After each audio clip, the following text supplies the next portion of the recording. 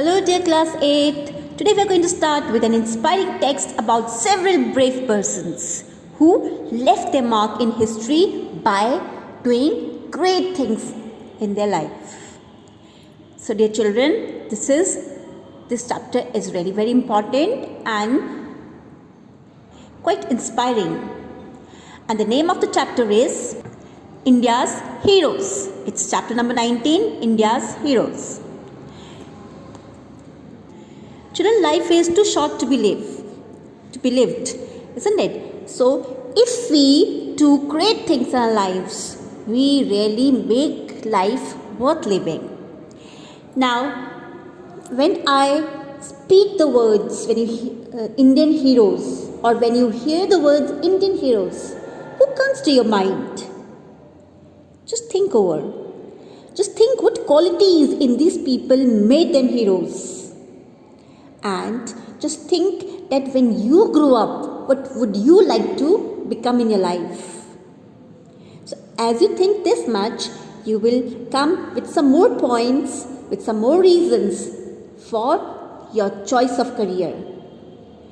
Whom did you make your role model? And how are you going to work towards achieving your aim in life? How are you going to serve the society? So all these points, they come over your mind, and it's too late to think all these things. Now you should start thinking about your ambition. Okay? Well, dear children, this chapter is really very interesting. Now different people react differently when faced with danger. The terrorist attack on the unsuspecting people of Mumbai on 26 November 2008 threw up several brave hearts. So this chapter is connected to this episode which happened on 26 November 2008. Now before I continue with this, let's read some wordings, some quotes of the great personalities.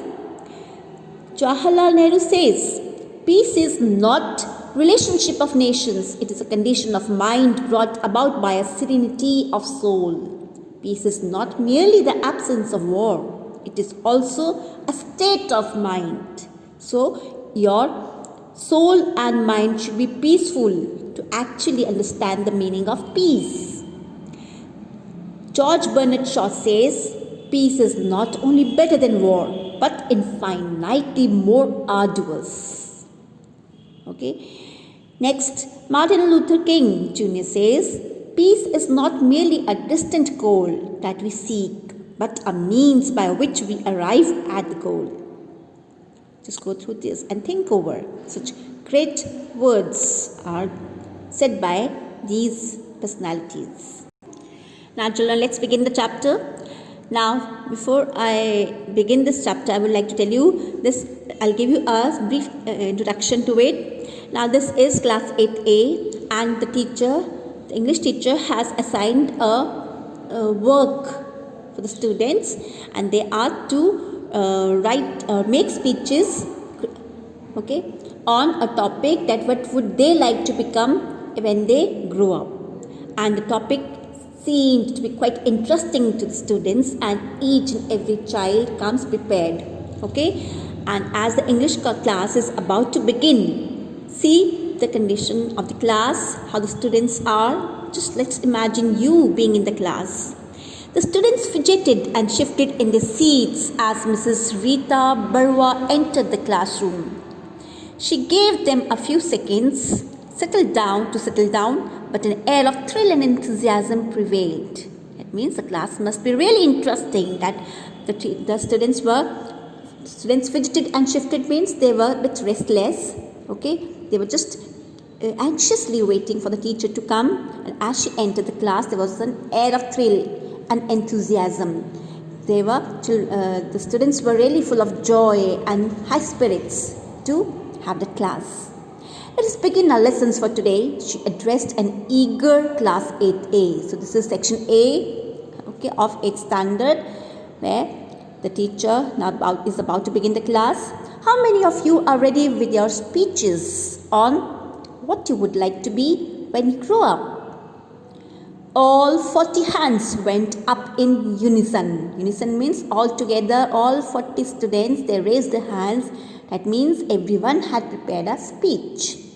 Mrs. Barua beamed. What is beamed? There was a smile on, broad smile on the face of Mrs. Barua. Mrs. Rita Barua is the name of the English teacher. Clearly, this assignment had not been a drudge. It was not a boring thing to do. Wonderful, Mrs. Barua said.